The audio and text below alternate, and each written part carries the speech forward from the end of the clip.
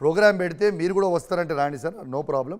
Ultimately ఆ checks అనేటి పబ్లిక్కి చేరాలి కాబట్టి చెక్ ల్యాబ్స్ అవుతున్నాయని నేను చెప్పిన.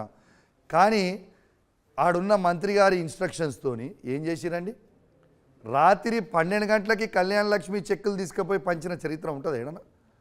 దొంగదారిన ఒక ఎంఆర్ఓ గారు స్థానికంగా ఉన్న ఎమ్మెల్యేకి చెప్పరు, ఆడ ఎంపీపీకి చెప్పరు, జెడ్పీటీసీకి చెప్పరు, సర్పంచ్కి చెప్పరు, ఎంపీటీసీకి చెప్పరు, మున్సిపల్ చైర్మన్లకు చెప్పరు, మున్సిపల్ వైస్ చైర్మన్లకు చెప్పరు, కౌన్సిలర్లకు తెలియకుండా రాత్రి 12 గంటలకు పోయి చెక్కులు వనిస్తే ఇలా డబ్బులు తీసుకొని చెక్కులు వంచిర్రా ఇదే ఎంఆర్ఓ గారు అని నేను బాజాప్తు కంప్లైంట్ ఇచ్చిన. నాకు ఆ బెనిఫిషియర్స్ వచ్చి చెప్పిపోయారు.